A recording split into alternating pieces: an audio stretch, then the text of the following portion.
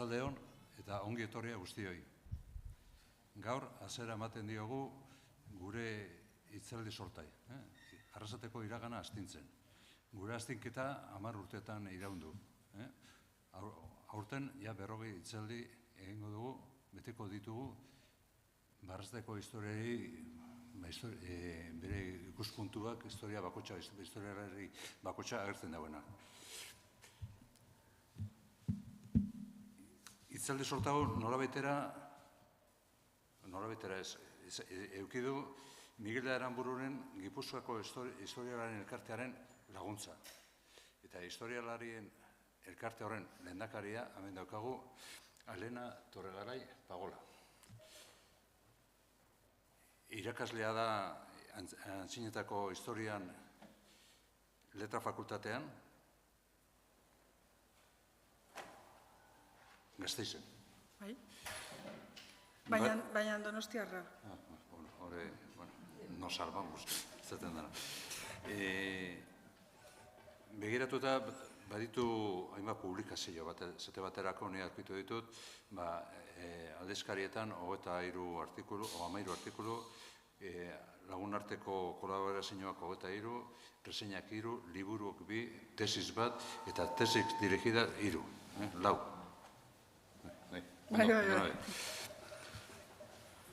Behar bada, antzineko historian aditua. Behar bada ez, antzineko historian aditua. Eta bat erbe, erromatarren garaiko uneak. Gure artean, egon izan da gure induzketa batean. Induzketa emaitza garrantzitsuak eman dituena. Han izan zinen. Han ezagutu ginen.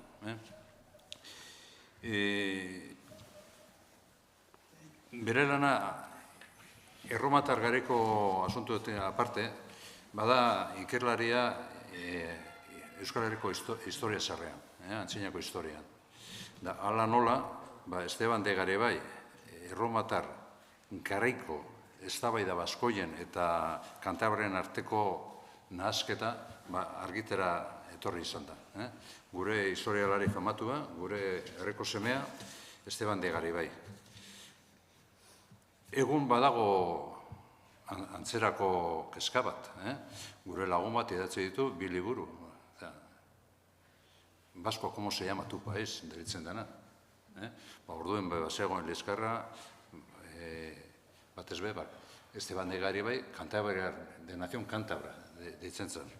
Baina, historia hori kontatzeko, ne baino beto, por supuesto.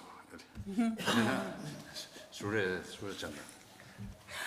Bueno, eskerrik asko, Javier, aurkezpen ona egiteagatik, eta loratxua, eskertzen dizut horregatik, zoriontzen dut zuen elkartea ere, zeta ni beste baten kidea izan da, aki zein zaila den olako jarduerak ez behin antolatzea, baizik eta jarraipena izatea. Hori kostata egiten da, borondate asko elkartu behar dielako, eta batzutan guk inputa hori badaukagu, baina bakizue erakundeak, publikoak eta bar, zailtasunak izaten dira. Beraz, 10 urte betetzea, benetan oso mugarri ona da, eta horregatik benetan bihotzez zoriontzen dizuet.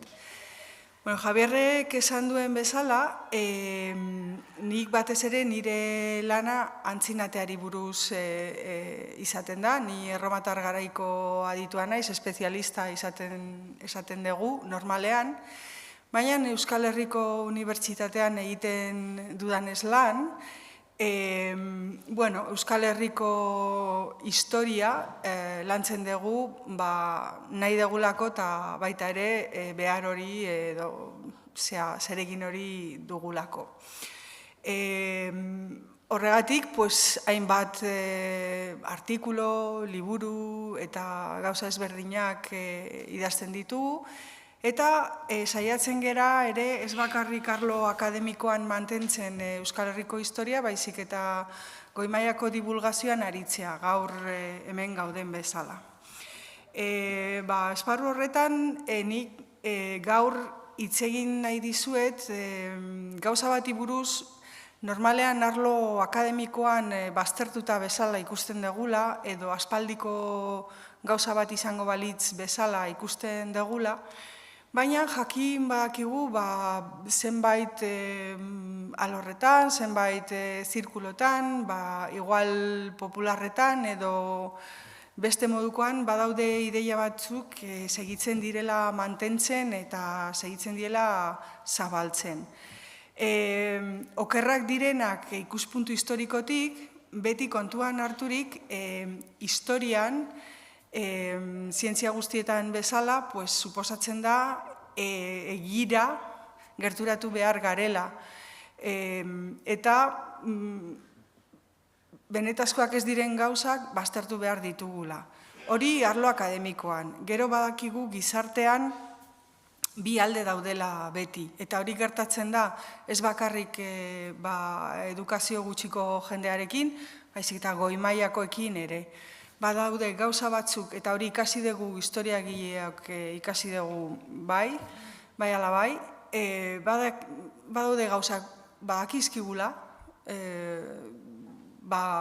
ikasi ditugulako, betidanik liburutan azaltzen dielako, behin eta berriro irakurri ditugulako liburu akademikoetan eta bar, baina hala eta guztiz ere, badaude beste batzuk, edo beste gauza batzuk sinisten aukeratzen ditugula.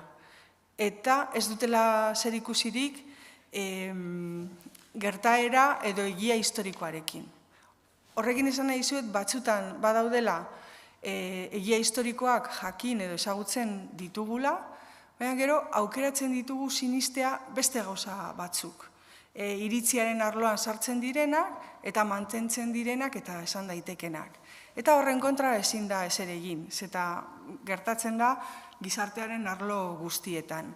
Eta ikusiko duzue telebistetan, ikusiko duzue politikarien ahotan, ikusiko duzute mediatan, gaur egungo sare sozialetan, eta bar.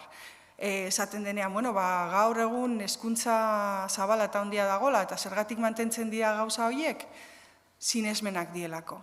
Jendeak aukeratzen du, jakin nahi duena eta sinistu nahi duena. Eta hori da ezberdintasuna. Niri behintzat hori da nire iritzia. Horregatik mantentzen dira gauza asko. Hemen dakagu hasiera, Gipuzkoako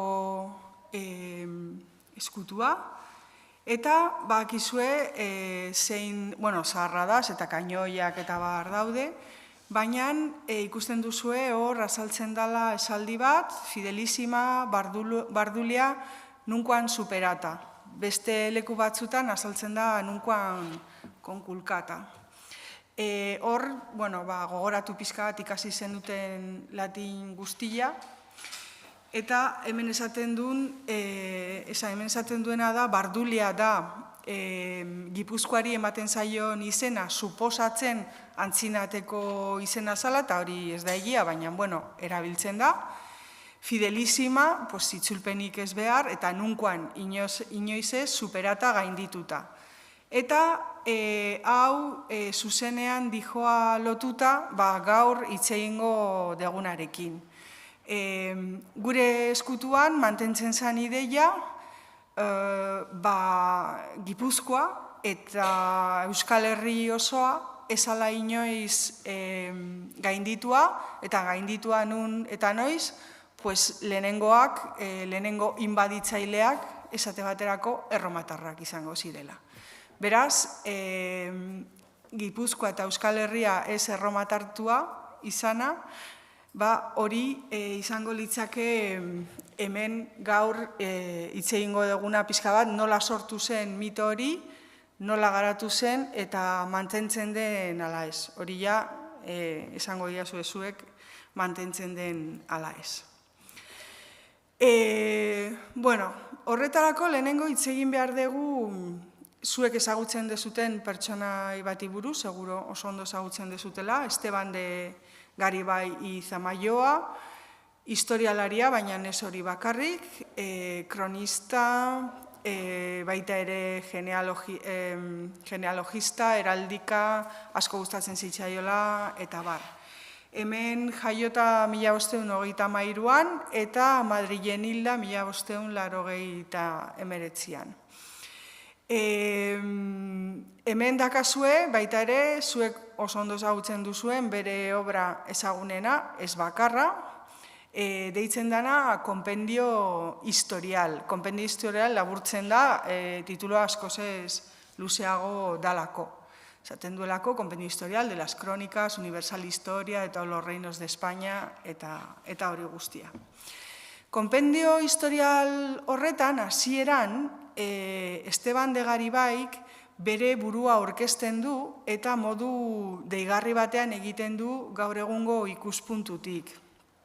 Zeta bere buruari buruz esaten du Esteban de Garibay y Zamayoa, de nación cántabro, vecino de la villa de Mondragón, de la provincia de Guipúzcoa.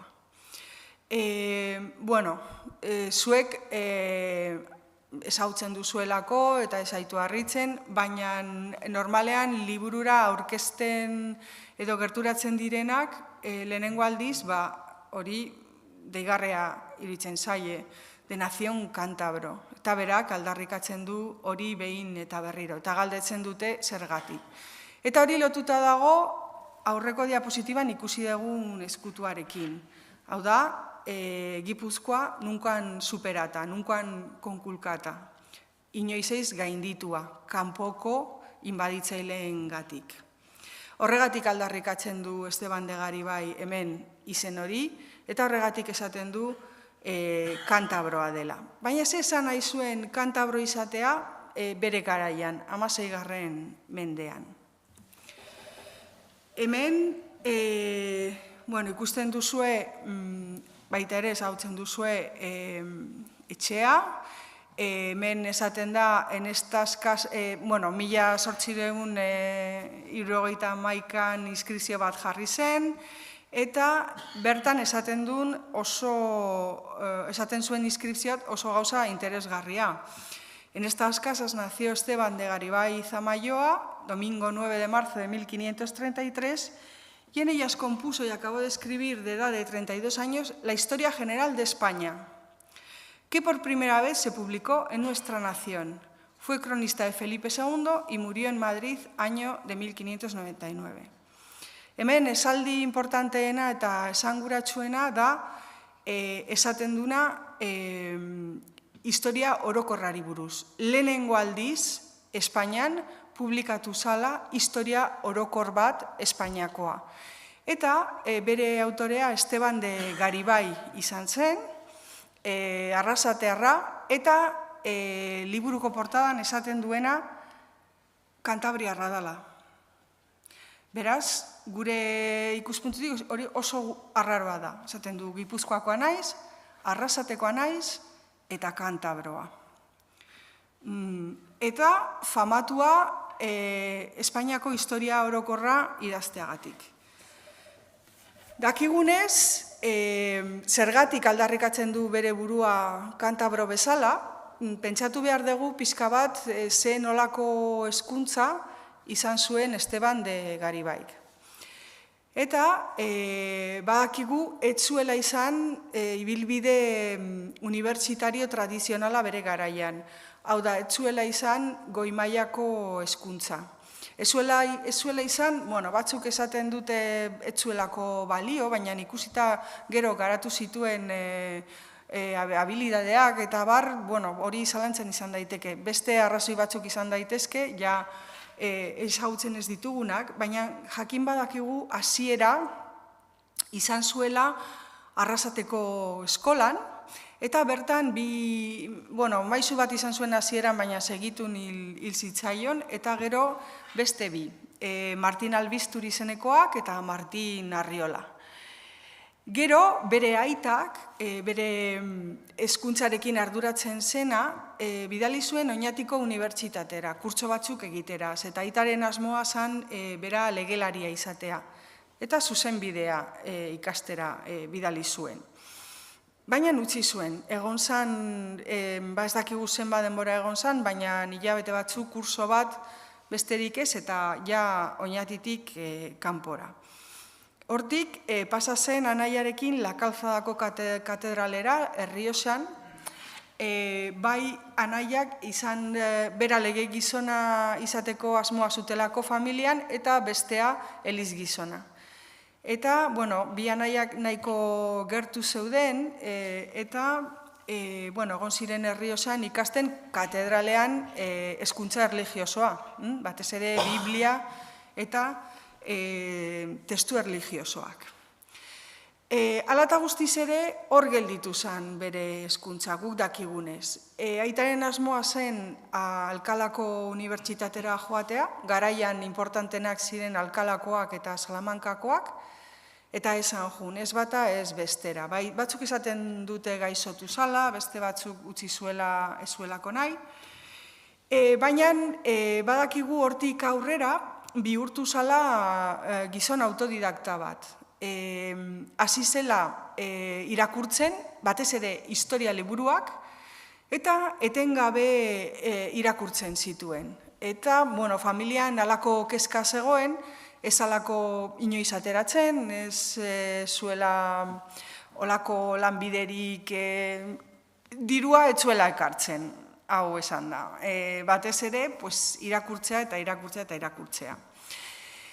Hezkuntza horretan, oinarrizkoa izan arren, badakigu latineraz bazekiela irakurtzen eta idazten, eta horrek esan nahi du autore klasikoak ezagutzen zituela eta irakurtzen zituela. Eta irakurtzen zituela jatorrizko hizkuntzan, ez itzulpenetan.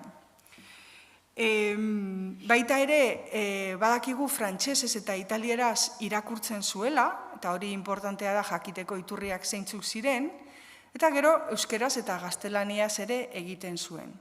Beraz, historia irakurtzen zuen eta hizkuntzan menderatzen zituen eta alzun neurrian informazio asko biltzen saiatu zen. Informazio guzti horrekin, bere bizitzaren une batean erabaki zuen Espainiako historia bat idatziko zuela. Hori zen bere asmoa, eta asmo hori luzera jo zuen. Eta ez bakarrik irakurtzearekin, baizik eta Espainiatik bidaiatzen, hasi zen informazioa biltzen, dokumentazioa eta bar, historia hori egin ahal izateko. 3 bidaiak egin zituen, lehenengoan 1561 joan zen Gaztela, Extremadurara eta Portugalera, eta hor artxibategi pilo bizitatu zituen, elizak ere, eta garaien ez da gaur egun bezala artxibategira juten dela eta fotokopiak ateatzen direla edo dokumentuak eskaneatzen direla, ez?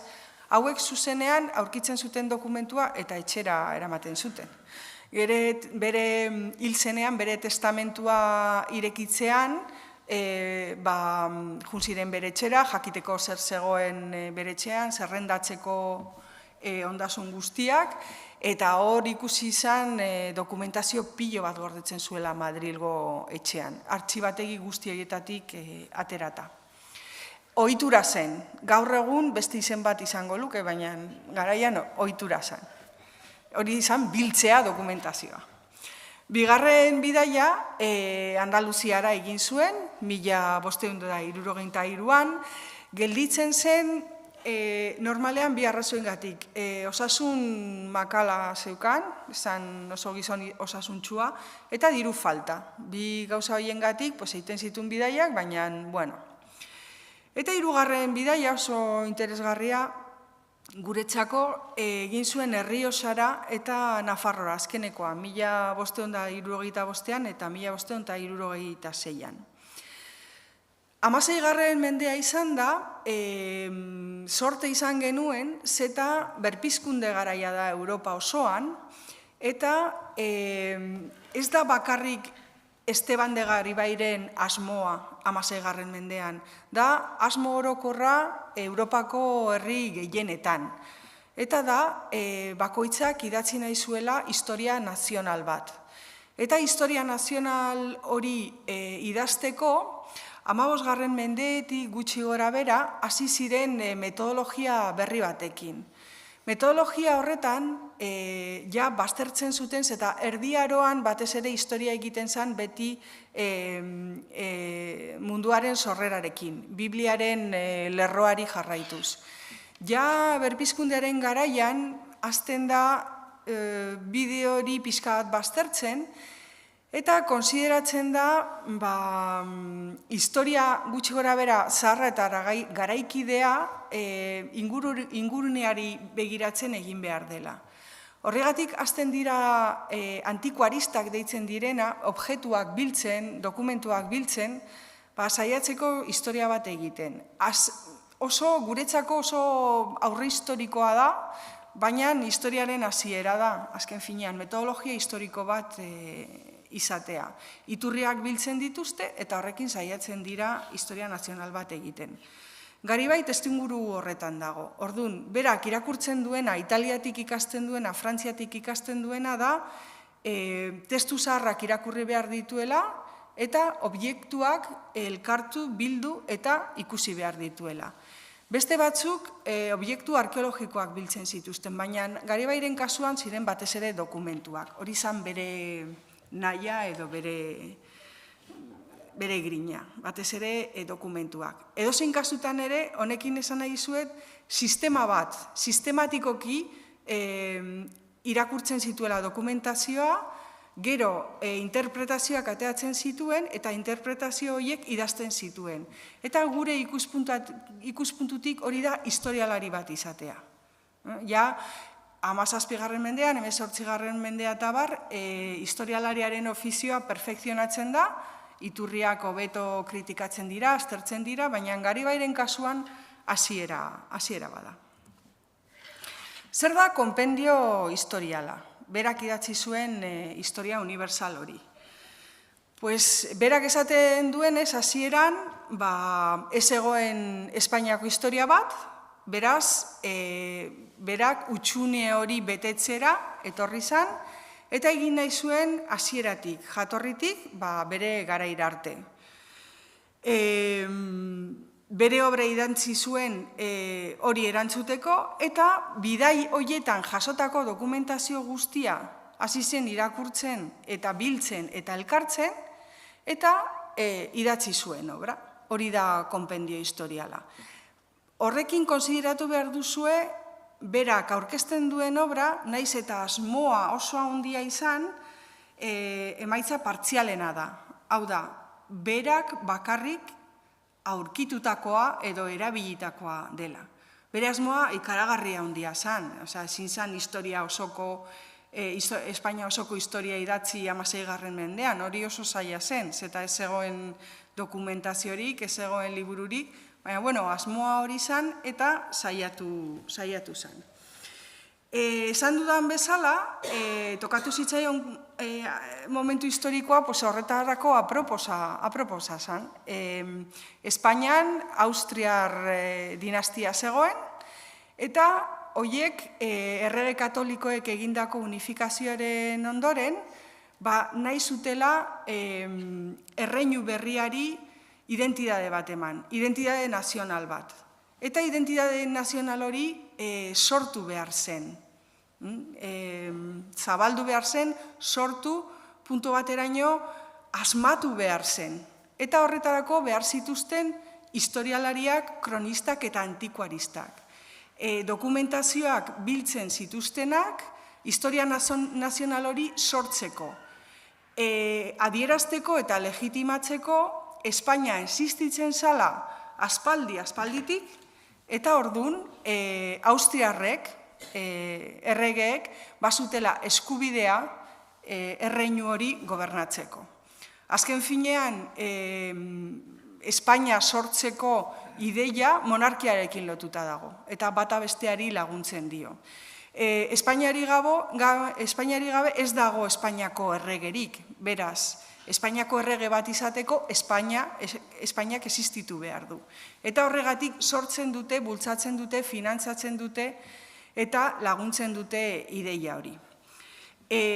Espainia hori sortzeko, izan behar du zaharra, oso antzinatekoa, ezin da izan azken egunekoa edo atzokoa.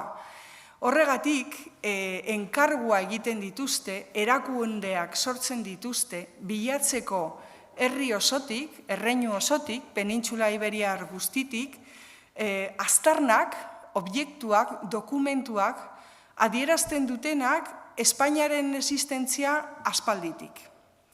Eta dokumentazio guzti hori elkartzen da eta sortzen dira Espainiako historia ezberdinak. Antecedente bat izango da Nebrijako Antonioren liburua, Esteban de Garibaik oso ondo ezagutzen zuena, antecedente bada, oraindikan ez dago burutua, baina, bidea erakusten du. Normalean, historialari hauen asmoa izaten zen erakustea Espainia sortu zela ja antzinatean garai biblikoetan, gutxi gora bera, gero identitate bat izan zuela, unidade bat izan zuela erromatar garaian, erromatar imperioaren parte izan zirelako, hortik aurrera identitate hori mantentzen zala borrokatzen inbaditzaileen kontra, islamiarrak, bisigodoak, islamiarrak eta bar, eta azkenik, austriarrek heredatzen zuten erreinu hori lotuta eta elkartuta mantentzeko. Asmo hori da batez ere monarkiarekin lotuta. Horrezan ikusten eta paradoja bat dago, eta ja orain aurreratzen dizuet, historialari guzti hauek ikusten zituzten inbaditzaileak islamiarrak, bisigodoak eta bar, baina erromatarrekin ez zuten ikusten horren inbaditzaileak. Paradoja bada, baina hala gertatzen da. Baina, Garibairen kasuan, bai, izango dira erromatarrak, izango dira inbaditzaileak. Garibai bere bizitzaren azken urteetan utzi zuen idatzita damututa zegoela autobiografia bat idatzi zuen, edo eskutitz bat bere bizitza kontatzen, eta esan zuen damututa zegoela mundu guztiak ezagutzen zuelako konpendio historial izen horrekin, hasierako hitzekin. Eta berak utzi zuen idatzita nahi zuela bere obrari deitzea Historia Universal de España, baina ez du lortu. Ez dakit, hau aldarrikatzen bada, sikiera, nola berak idatzita utzi zuen, igual garaia da tituloa aldatzeko. Esan dudan bezala, obran nahazten da, kronika, historia, antikuarismoa, erudizioa, denetik. Honekin esan dizuet, nahazten direla egia diren gauzak, eta gero beste gauza batzuk gaur egun faltsu bezala onartzen ditugula. Baina, azaltzen dira lan historiko batean, eta horrela, berak esaten duena, legitimatzen da. Euskal historiografiaren aita konsideratzen dugu, zeta da lehenengo historialaria Euskal Herrian, eta Espainia osoan da lehenetariko bat. Beraz, garrantzi handiko gizona izan zen, eta eragin handikoan mendetan eta mendetan. Berak esan zuena eta erabili zuen metodologiagatik, suposatzen zalako, berak adierazten zuena konpendio historial horretan, egia zela. Eta nola egia zenez, ez zen kuestionatzen. Ze gainera, bere alde, ze gauza gehiago zeukan. Esan dudan bezala, berari gustatzen zitzaizkion dokumentuak, artxibotan aurkitzen direnak. Baina Euskal Herriko antzineteari buruzko dokumentu horik ez zegoen, ez zuen erabili, ez zegoelako, idatzirik testu bat bezala ez. Eta, orduan, arkeologiaren hastapenak egoten ziren, baina esan Garibairen intereskoa. Gainera, Euskal Herrian garai horretan ezagutzen ziren azterna arkeologiko nagusiak, ez ziren aztarnategia handiak, hegoaldean egoten ziren bezala, topatzen ziren mugarriak, topatzen ziren estela batzuk, mosaiko batzuk, baina oraindikan arkeologia ez zen ezagutzen. Beraz, Egia da, bere metodologia kontuan harturik, Esteban de Garibai antzinateari buruz ez zuela ezer topatu Euskal Herrian. Beraz, bere ondorioa zuzenea izan zen Euskal Herrian antzinaterik etzala izan. Hau da, erromatarrik etzala izan hemen.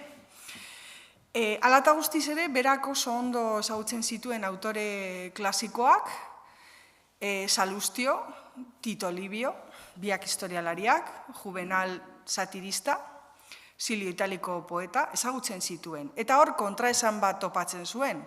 Zeta liburu horietan, idatzita, bai idazten zala, Euskal Herrian erromatarrak egon zirela. Beraz hor, bazegoela gauza bat, ezin zuen ulertu edo ezin zuela konpondu. Idazten da, baietz hemen egon zirela, baina gero inguruan begiratzen dugu eta arrastorik ez. Beraz, hori zergatik da, nola konjugatu behar dugu nau, nola interpretatu behar dugu nau, eta ze egokitzapena egin daiteken honekin. Bere historia esan zuen ez hasieratik hasiko zuela, hasi zen benetan erabiltzen guk deitzen duguna autoktonia, hau da, hemengo identitateak zeintzuk ziren. Liburu horiek lehen aipatu ditudanak autore klasikoenak, Salustio, Tito Livio eta Mar, aipatzen zituzten toki batzuk, toponimo batzuk, Euskal Herriaren inguruan. Euskal Herria garai horretan da Ebro ibaia eta Pirinioak. Baina toponimo horiek hor zeuden. Toponimo ezagunena San Pompelo, baina hori bagenekien Iruña zela eta beraiek ere bazekiten. Baina gero bazeuden beste izen batzuk, Suestatium, Oiaso, Sekoribika, eta bar, beste izen batzuk, inorketzekiela nun zeuden. Gaur egun badakigu arkeologiari esker, eta ez guztiak, ezagutzen ditugu gutxi batzuk. Baina garaian, Garibaik ez zuen modurik ikusteko, esan arkeologoa, eta beraz, esaten zuen, toponimo horiek hemen daude, bilatu behar ditut lurraldean. Eta hasi zen hipotesiak egiten. Hipotesiak homofoniarekin. Hau da, berdin jotzen zituzten toponimoak, elkartzen zituen. Eta esaten zuen, hemen Tito Libiok esaten du dagola hiri bat deitzen dana izen batekin, hemen edakagu Hernio mendia, antzekotasun batekin hor egongo da. Eta toponimia eta homofonia erabiltzen du horrela, eta, klaro, ateatzen zaizkio, hiri erromatar pilo eta toki erromatar pilo Euskal Herrian. Baina horretan gelditzen da. Ez du aurkitzen, ez du esaten, hemen dago aztarnategia handi bat, edo hemen dago hiri handi bat. Bakarrik esaten du, toki horiek segurazki egongo zirela leku horietan. Horrez gain hartzen du Bibliaren lerroa eta korronte batean sartzen da historia hasteko deitzen dana tubalismoa. Tubal zan, bakizue, noren semea, hori gurutze grametan ateatzen da, Noeren semeren bada, eta Tubal hori ailegatzen da Espainiara, suposatzen da, berak esaten du, Garibaik esaten du, pertsonai bibliko hau iristen da onera, eta ateratzen denean Asiatik, eta suposatzen da Bibliaren kontu hauek Asian gertatzen zirela, emigratzen du eta iristen da Espainiara. Eta Espainian, Garibairen ustez, berak esaten du, aukeratu zuela tokia bizitzeko izan zen Kantabroen artean, mendietan. Eta honekin adierazten duena da, lehenengo espainolak Kantabroen mendietan egongo ziren, baina Kantabro horiek dira Euskal Herriko mendikoak. Beraz, berak esaten duena da, Tubal iristen denean, pertsonai bibliko hau, iristen denean Espainia sortzeko, gelditzen da Euskal Herrian, eta Euskal Herritik sortzen du Espainia. Beraz, lehenengo espainolak izango liateke, benetazko espainolak izango liateke euskaldunak. Baina deitzen die kantabroak. Zergatik? Bigarren teoria bat garatzen duelako, eta da basko-kantabrismoarena. Eta hemen berak nahazten ditu kantabroak, baskoiak eta euskaldunak edo baskoak. Esaten du, baskoiak homofoniarengatik gaur egungo baskoak dira, guk esaten dugu euskaldunak. Eta baskonez horiek dira antzinateko kantabroak. Zergatik enpeinatzen da horrekin? Bueltatzen gea berriro Garibairen hezkuntzara. Esan dugu, Garibaik ezagutzen zituela autore klasikoak, Tito Livio, Salustio, eta bar. Eta autore horiek zer esaten dute Erromako edo erromatarren kontra erresistentziari buruz. Penintxula Iberiarraren iparraldean. Erresistentzia egin zuten bakarrak kantabroak izan zirela. Beraz, bere ekuazioan, Euskal Herrian ez badago aztarna erromatarrik, horrek esan nahi du, erromatarrak ez zirela onera iritsi, eta ez ziren onera iritsi erresistentzia egon zalako, eta berak ezagutzen dituela, edo ezagutzen ditun liburu guztietan, liburu klasiko guztietan, esaten denez erresistentzia egin zuten bakarrak kantabroak izan zirela, ekuazio horretan, kantabroak, baskoiak, baskoak euskaldunak gauza bera dira. Eta horregatik aldarrikatzen du bere burua kantabro bezala. Zergatik zertarako? Zeta horrek arrazoi bat izan behar du 16. mendeko ikuspuntutik.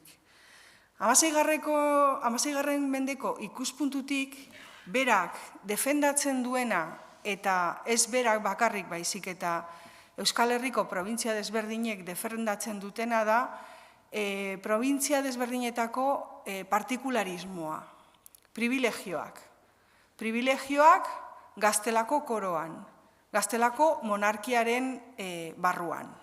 Beraz, Garibaik idazten du Espainiarako historia bat, baina historia horretan euskaldunei ematen die leku privilegiatu bat.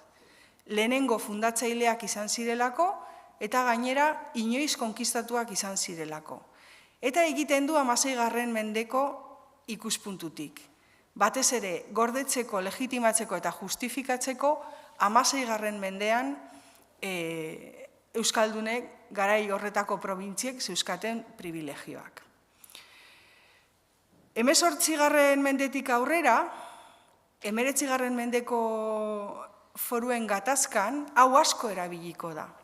Zuek irakurtzen baduzue foruen literatura guztia, badaude autore asko jarriko direla basko-kantabrismoaren aldetik, hau da, euskaldunak eta kantabroak nahazten dituen tesi horiekin aldarrikatzeko euskal partikularismoa eta foruak, eta justo foruen kontrako dauden autore guztiak tesis hau ukatzen dute.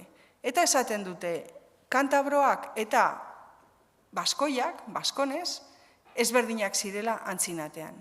Egia da, zuzen zeudenak azken hauek direla, oain ikusiko dugun bezala. Baina, basko-kantabrismoaren ideia asko bultzatu zen eta asko mantendu zen. Eta ez bakarrik arlo akademikoan, baizik eta ideia hori hasi zen zabaltzen arlo herrikoian. Eta poesiatan, bertsotan, hainbat jaietan, diskurtsotan eta bar, ideia hori zabaltzen hasi zen gero eta indar handiagoarekin. 19. eta 20. mendean, euskal nazionalismoan hasieran, bai ere hartu zuen ideia hori eta aldarrikatu zuen. Gutxi gora bera, gerra zibila arte. Gero, arlo akademikotan baztertu zen, baina mantendu zen media popularretan, herrikoian. Esan uste bat oso zabalduta zegona. Zuek hartzen baduzue hemerotekak, egunkariak, 20. mendekoak eta bar, diskurtsotan, artikuloetan eta barreko gauza askotan, ikusiko duzuen nola mantentzen den ideia hori, erromatarrak ez zirela inoiz iritsi, eta hori frogatzen dela kantabroak eta baskoiak, antzinateko baskoak, antzinateko euskaldunak gauza berdina zela, eta antzinako testuetan frogatuta dagola erresistentzia egon zala eta erromatarrak ez zirela ailegatu. Eta ideia hori da Esteban de Garibai sortu zuena. Baina orain galdetzen dut, baina berak sortu zuen, zergatik sortu zuen, berak irakurtzen zituen iturri klasikoak. Nahasketa hori esan posible, interesatuta zegoen esan dugun bezala, bai, interesatuta zegoen euskaldunen partikularismoa aldarrikatzeko. Baina Garibairen errua da guztia, o badago gehiago. Esan dudan bezala, 20. mendean lortu zen eredua apurtzea, iturrietako irakurketa kritikoa hasi zelako egiten, eta gero eta arkeologiaren emaitza gehiago agertzen zalako. Eta inskripzio hauetan, hemen, ez da gehiegi ikusten, eskubikoa da Turma Salvitana, da errekrutamentu bat baskoiena erromatar gerretan parte hartzeko, beraz soldaduak, militarrak Erromako imperioan, eta bekoa da inskripzio bat euskal izenekin, baina erabat erromatartuak. Beraz, gauza hauekin ja argi zegoen erromatarrak egon zirela, iritsi zirela, eta lurraldea erromatartu zala. Esan dudan bezala, Garibairek dauka erru guztia, berak asmatu zuen nahasketa, o lagundu zioten, o zergatik gertatu zitzaion hori. Hurrengo minututan saiatuko naiz pixka bat esaten ze gertatu zitzaion Garibairi eta zergatik sortu zuen teoria hori, basko kantabrismoarena, nahazten duna kantabroak eta baskoiak. Eta esango dut Garibairen errua ez dala, baizik eta erromatarrek beraiek egin zutela nahasketa hori, eta Garibaik bakarrik segitu zuela erromatarrek egindakoa. Garibaik eta beste idazle batzuk ez zuten akats hori ikusi eta aurrera segitu zuten nahasketarekin. Oain bai, pixka bat jun behar degula antzinatera, eta ikusi ze ezberdintasun zeuden baskoiak eta kantabroen artean antzinatean. Garaiko kronologia pixka bat ezagutzen baduzue, normalean guk 3 garai desberdintzen ditugu, Burdina Aroa, Kristo aurreko 800 arte juten dana, gero ezberdintzen dugu konkista erromatarra eta imperioa, lehenengo mendea 3. mende arte, Kristo ondoren, eta gero antzinate berantiarra. Hori da 3. mendetik imperioaren erorketa arte. Eskubian ikusten duzuen mapa, da gaur egun egindako mapa, antzinatetik ezagutzen diren iturri literarioekin, aipatu ditudan autore horiek, Tito Livio, Salustio eta bar, eta beraiek aipatzen duten hemen zeuden herrien distribuzioa. Hau da gutxi gora bera, ez dakigu zehazki horrela zan, baina bueno. Eta orduan ikusten duzuen Nafarraldea daudela baskoiak, gero mendebalderuntz daude barduliarrak, Gipuzkoan inguruan egongo zirenak, karistiarrak gutxi gora bera Araba eta Bizkaia, eta gero daude autrigoiak Bizkaia aldera. Eta mendebalderutz, kantabriarrak daude. Beraz, nola da posible, autore latindarrek horrela deskribatzen zituzten herri hauek, Garibaik nahastea eta pentsatzea baskoiak eta kantabroak gauza bera zirela. Zeta iturri horiek irakurrita, ondo irakurrita, ez zan egia. Gainera, baskoiak, Burdinarotik, kokatuta daude Nafarroan, aztarnategiak daude, ez dago erratzerik, ez antzinatean, ez gaur egun, ez Garibairen garaian. Goi inperioan, Kristo ondoren lehenengo 3. mendetik, dazkagun mapak eta iturri gehienek, segitzen dituzte desberdintzen baskoiak, ezkerrean ikusten dituzue gorriz baskoiak eta kantabriarrak nun dauden, eta eskubiko mapan ere ikusten da baskoiak eta kantabriarrak desberdinak zirela. Beraz, printzipioz, iturri literarioiek ez dituzten ahazten. Ze gertatu zen? Noiz gertatu zen akatsa.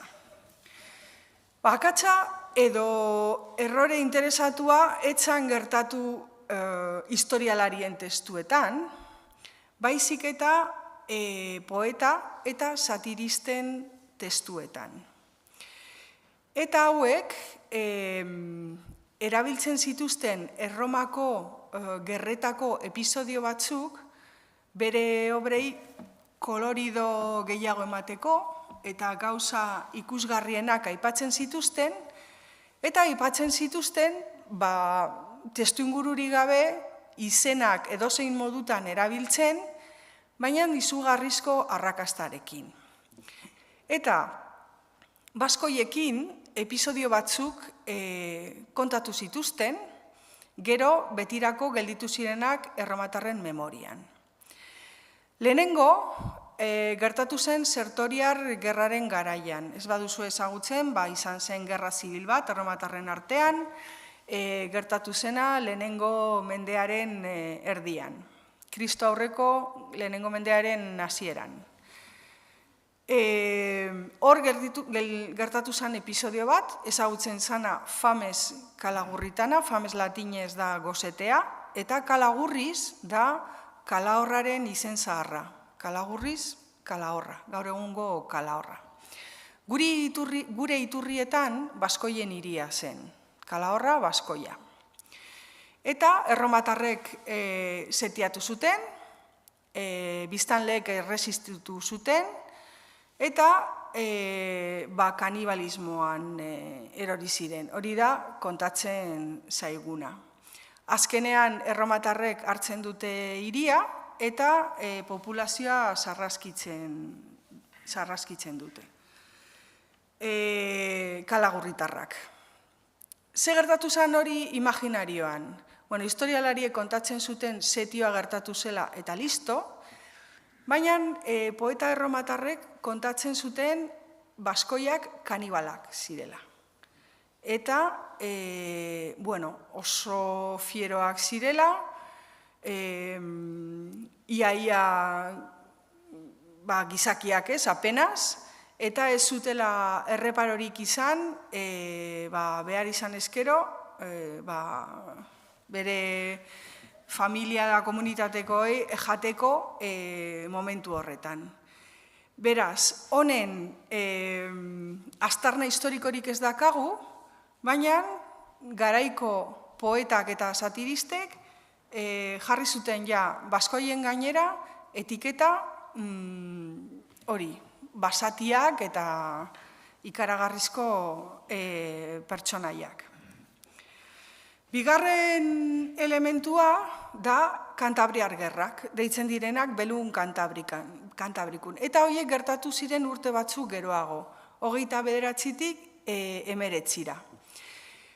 Kantabriar gerrak bai izan zirela Kantabrian, eta protagonistak izan ziren Augusto Enperadorea eta bere generala Marko Agripa.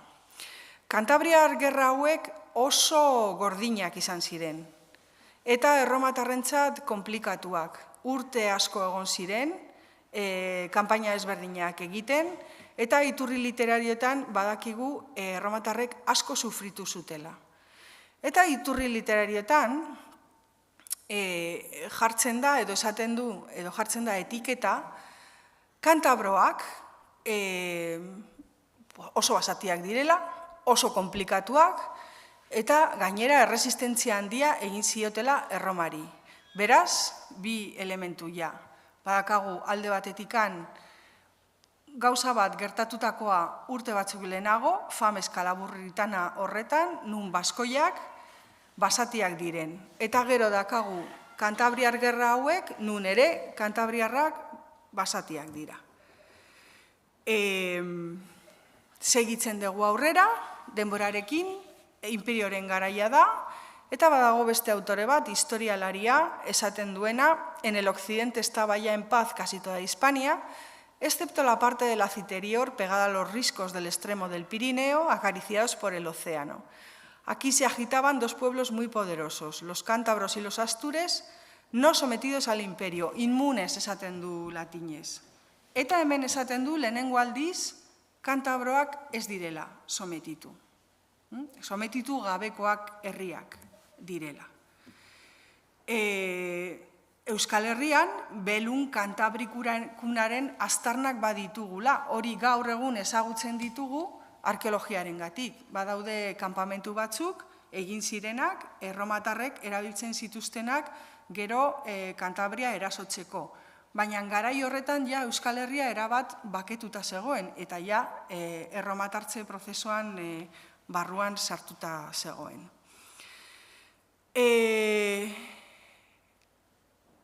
Ze gertatzen da Kristo ondoren?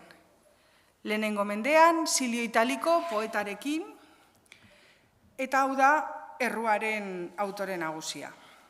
Silio Italiko idazten du poema bat, deitzen dana Punika. Punika da bigarren gerrate punikoa, Anibalena, ezagutzen duzue Anibal eta Eszipion. Gerra hori gertatu zen 3. mendean Kristo aurretik. Hau da, 218tik 202. Ez du zer ikusirik, orain arte ikusi ditugun bi gerra horiekin. Ez Fames Kalagurritanarekin, gozetearekin, hori Kalagurri setiatu zenean, eta ez du zer ikusirik belun kantabrikurekin, Kantabriar gerrarekin. Baina, Silio Italiko, lehenengo mendearen bukaeran, hartzen ditu baskoiak eta kantabroak, eta kokatzen ditu Anibalen kontrako gerra horretan aliatu bezala. Eta hori ez da egia. Zeta Anibalen gerran, Penintsula Iberiarra ez zegoen konkistaturik. Eta Anibalen armadan ez zegoen ez euskaldunik, ez kantabrorik. Zergatik egiten du Silio Italiko? Zergatik hartzen ditu baskoiak eta kantabroak Kristo ondoren lehenengo mendean eta jartzen ditu bere poeman testu inguru faltsu batean? Pues, lehen aipatu dudalako, poetek eta satiristek erabiltzen zituztela episodio gordinak eta bar jendearen atentzioa deitzeko. Silio Italikok idazten duenean, Penintsula Iberiarreko herri basatienak erromatarrentzat kultura popularrean ziren baskoiak kanibalak zirelako eta kantauriarrak erromari erresistentzia egin ziotelako. Beraz, hartzen ditu bere bi izen horiek, kokatzen ditu testuinguru historiko faltsu batean, eta sortzen du poema bat, oso handia, oso luzea eta oso famatua, mendetan erabili dena historikoa izango balitz bezala. Eta hor, lehenengo aldiz, latinez ikusten duzuen bezala, Silio Italiko esaten du, kantauriarrak eta baskoak, eta hor jartzen ditu elkarrekin, anaiak direla, elkarturik daudela. Beraz, momentu honetatik aurrera, iturri erromatarretan, iturri latindarretan, hasten da sortzen nahasketa hori pentsatzen kantauriarrak eta baskoiak herri antzekoak eta berdinak direla. Eta ahaztu egiten zaie erdian dagoen arazo geografikoa, beste herri batzuk daudela. Eta ideia hau, superbibentzia edo mantentzen da, batez ere testu literarietan, poetikotan, eta hortik pasatzen da testu historikoetara. Eta hortik hain zuzen ere da Garibaik sortu zuen edo lortu zuen edo mantendu zuen nahasketa. Batez ere adierazteko nahasketa hori behin eta berriro erabiltzen zela eta ez bakarrik kantabriarrekin eta baskoiekin asko gertatzen zala, ja ez sekitelako edade historikoetan imperio erromatarraren garaian nun demontre zeuden baskoiak, zeta ja herria erromatartuta zegoen eta inork ez zion bere buruari deitzen baskoiak. 6. mendean, Isidoro Sevillakoak idazten du obra bat oso famatua dena, etimologiak deitzen dana. Eta etimologia horietan saiatzen da toponimoak, gauzak, pertsonaiak, komunitateak eta bar izenak aztertzen eta adierazten, eta azaltzen, eta esplikatzen. Eta hartzen du baskonesen izena, eta bapatean, esaten du baskones eta bakzei, herri berdina dela. Eta esaten du homofoniagatik, eta baita ere bakzei hauek, iturri literarioetan erromaren kontrako resistentzia egin zutelako. Bakzei ez dut ekarri mapa, baina gaur egungo Salamanca eta Valladolid aldera daude. Beraz, 200 kilometrotako diferentzia dago. Baina, ez zaie inporta. Importatzen zaiena da erakustea, frogari gabe, baskoien erresistentzia bat egon zala erromatarren kontra, eta horretarako elkartzen dituzte baskoiak, antzinatean erromari erresistentzia egin zioten herri guztiekin penintzula iberiarreko iparraldean. Hortik, nahasketa 16. mendeko eruditoek Garibai bezala ikasiko dute, zabalduko dute, azalduko dute, eta bere legitimazioarekin historialari bezala, teoria hori aldarrikatu zuten basko-kantabrismo bezala, eta nire ustez, gaur egun arte, mantendu da, naiz eta gu saiatu behin eta berriro esaten, hori egia historikoa ez dala. Mila esker zuen arretagatik.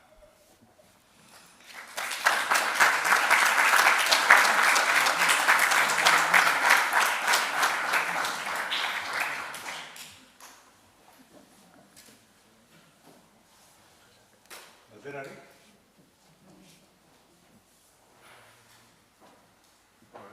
Bai. Vale.